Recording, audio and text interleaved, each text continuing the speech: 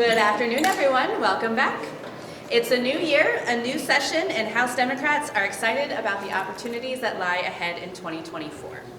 The 23 session saw years of bipartisan work pay off, with numerous important bills that we as Democrats championed finally becoming law. Things like expanding postpartum care for mothers and newborns, ending the harmful cliff effect on social safety net programs, and much needed investments in infrastructure, just to name a few.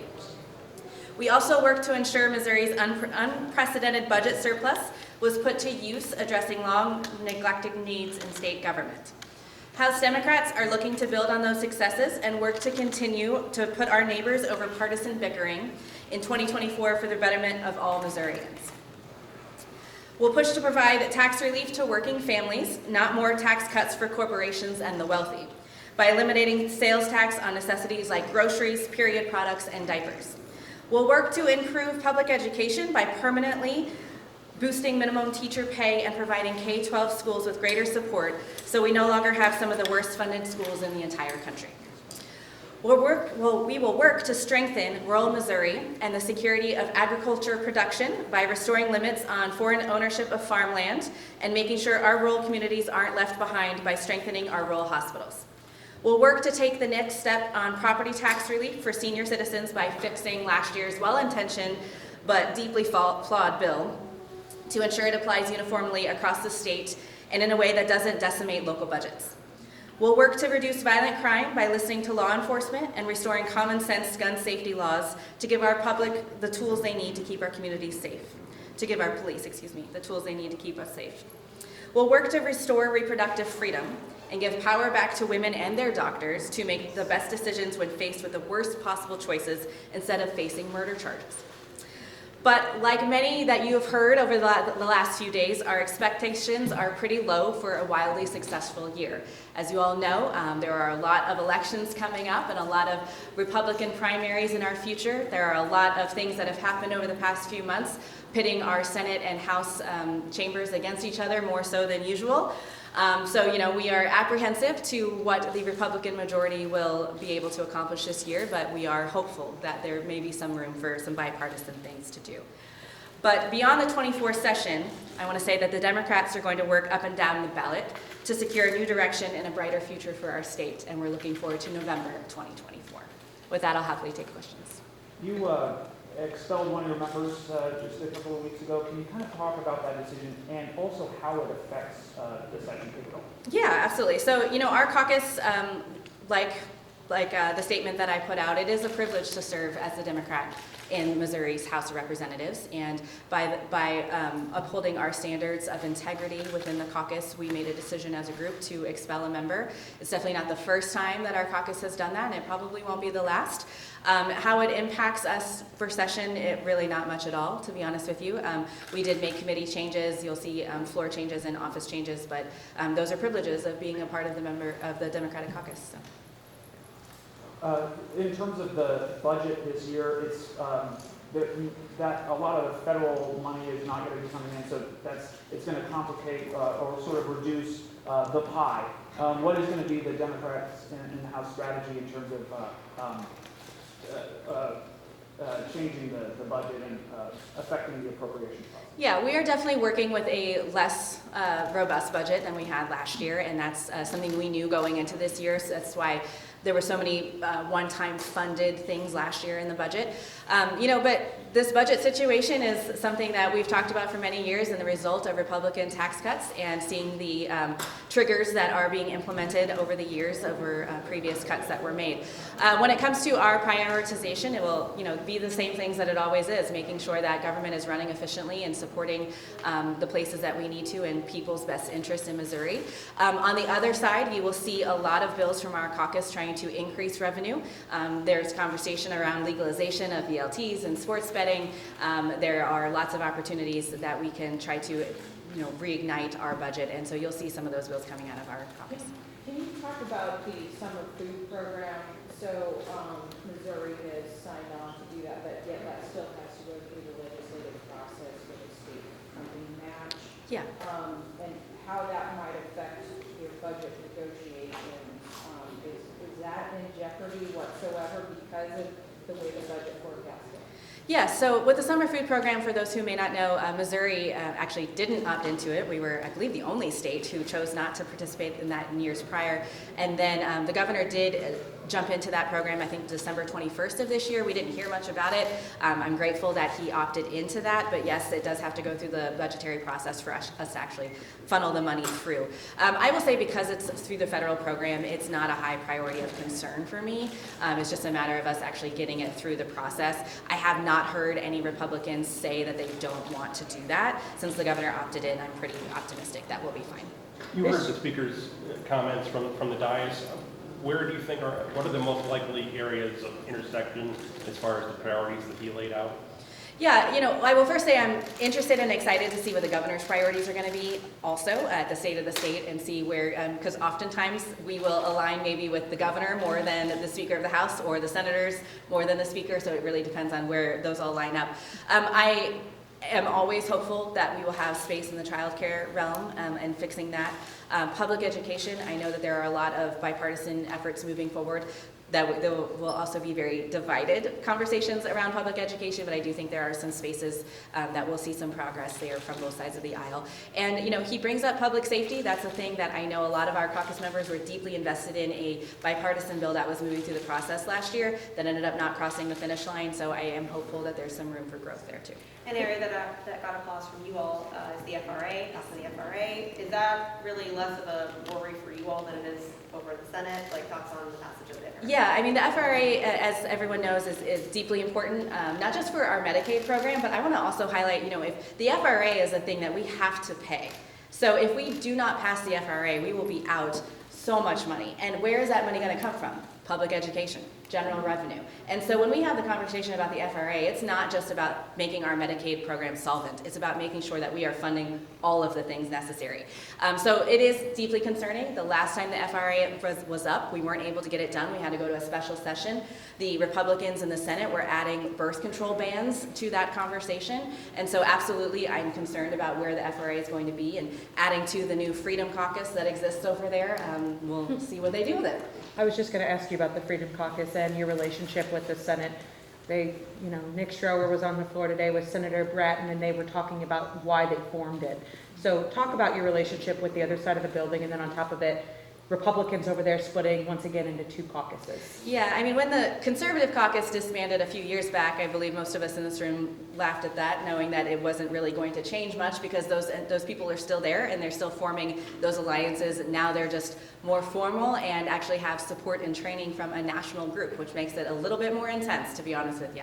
How that impacts us, as always, the Democrats will look at the fractured Republican Party, whether the House or the Senate, and use that to our advantage where we can. There are going to be times that we'll align with the Freedom Caucus on issues. There's going to be times that we'll align with the more moderate Republicans, depending on what we're trying to accomplish over on our side of the aisle.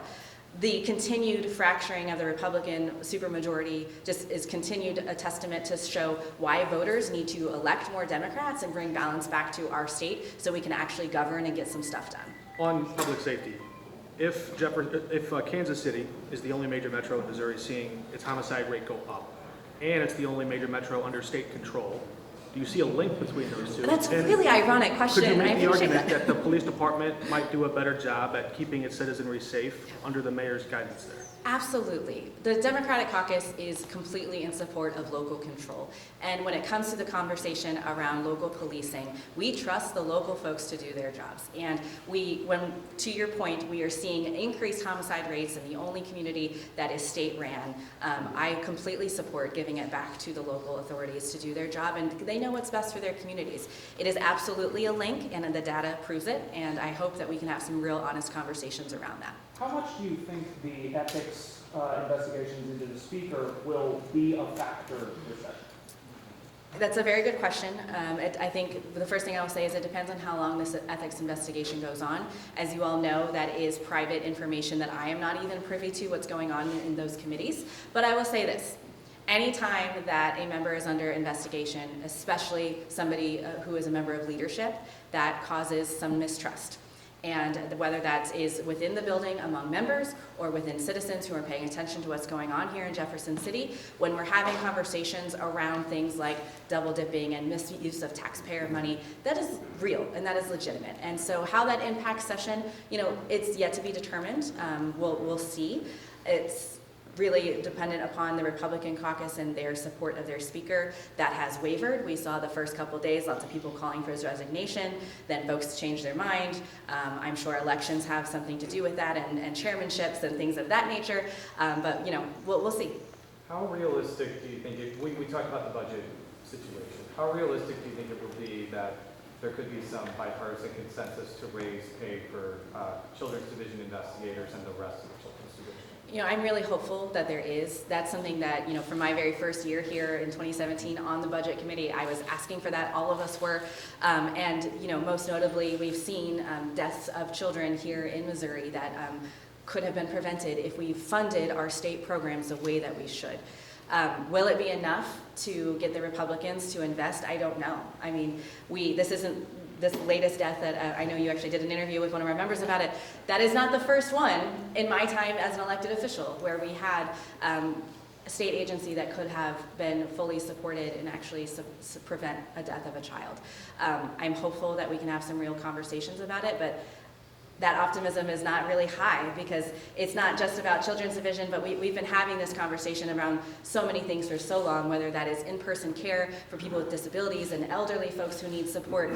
And we continuously see the Republican majority not invest in places where we believe it makes the most sense and helps the most people. So we'll see. Speaker Plocker just reiterated his desire to make it harder to change the Constitution in an election year. I don't know what the timeline is there. Can you explain that to voters or to campaigns who might be out there organizing right now? And what's the timeline on that this session to address that issue? Yeah, well, so initiative petition reform has been something, they call it initiative petition reform, I call it attack on democracy, but whatever, has been a thing that they've been trying to do since I got here. And they can't seem to coalesce around any particular decision on what that looks like and get the job done. But we do know, looking at states like Ohio and other places that have tried to do this, voters simply don't want it. Voters in Missouri love the ability to have a say in what their state constitution looks like. We see it time and time again. To answer your question on timeline, if it actually makes it through the legislature, it of course would have to go to a vote of the people as well. And so we could see it on the same ballot as reproductive health care rights. And so that it's to be determined on if it's actually able to get done. But I would say that even if it makes it out of the legislature, I believe that Missourians overwhelmingly will vote that down. Do you think that there will be a ballot initiative to legalize abortion either up to fetal viability or with no gestational limit? I am very hopeful that it'll still happen. Is there any reason not to be hopeful? I think, well, obviously, Secretary of State Jay Ashcroft did everything in his power to keep that from happening by utilizing the courts and continuing to lose over and over again. But I will say now at this point, it's a matter of collecting signatures and being, of course, able to raise enough money to get something like this done. It's no secret that it does cost money to put something on the ballot, but I am still very hopeful that we have more than enough time. I'll tell you, as I've been traveling the state over the past few months, every corner that I go to, I am asked by folks, not just Democrats, but Republicans too, asking if they're going to have the ability to have their voice on this matter. And I think people want it. And so the moment that those signatures start getting collected, I think that you'll see a pretty overwhelming response. There were people in your own caucus who last year voiced some support for the school choice legislation that went around there. Is there anything that threads the needle this year on that with both caucuses? You know, I will say that that is an issue that our caucus is divided on, and some of that is depending on region and where we represent. And I think to answer your question, it's a little too early to know what the big bill is going to be dealing with school choice. I wouldn't be surprised to see open enrollment and vouchers and other things all kind of added into one giant bill. So we'll see. You know, I think that members of our caucus who support choice may not support one other issue. Some folks support open enrollment and others do not support vouchers. You know, so it really just depends on what the final bill product looks like. What I will tell you is I know there is a tremendous bipartisan effort looking around accreditation and around DESE as a whole and our funding mechanisms for our teachers. So I do think that there's a lot of space there for us to have some education improvement regardless of where folks fall on the choice issue. Yesterday, the governor held a press conference about about his executive order regarding foreign ownership of land. He called it a placeholder because he doesn't think that you guys are going to be able to get anything done this session. Your response to the executive order, and do you think that the General Assembly needs to do more, and if so, what is it? Yeah, so I have actually filed a bill to address the foreign ownership of ag land for a couple sessions now, and I think many members of our caucus have as well, and have been filing it since the Republicans decided to open that up several years ago. This executive order was, I think it was a tell for us in that the Republicans did this several years back. Citizens are upset by it. It has become a campaign talking point. We saw it in the U.S. Senate race last year. It was a big priority conversation, and the governor is responding to that. There are several folks, as you all know, who are running for higher office who will be impacted by that discussion, and I think that this was an attempt to maybe give some cover to some of those individuals. What does it actually do? I don't know. It seems as though the governor is trying to legislate through an executive order.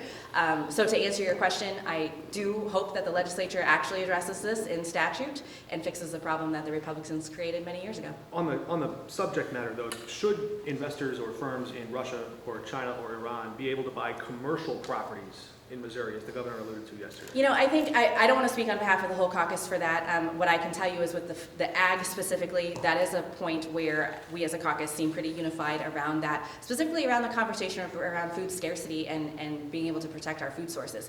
COVID was a great example of us. We literally grow and produce our own food here, but then in our grocery stores, we didn't have food on the shelves, and that is a problem.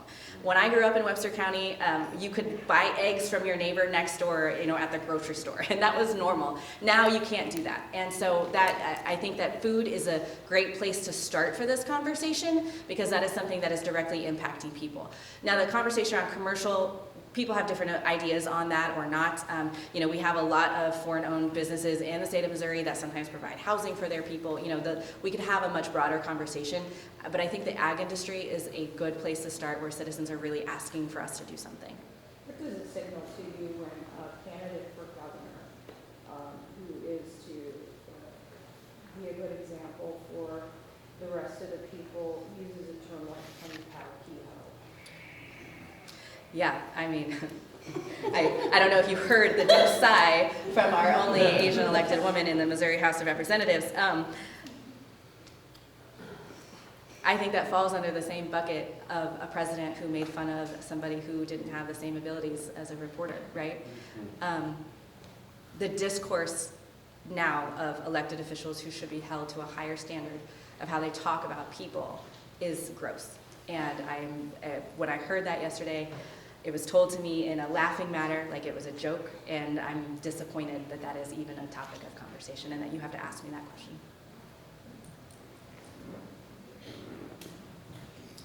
Any other questions? Okay. Thank you guys so much. Welcome back.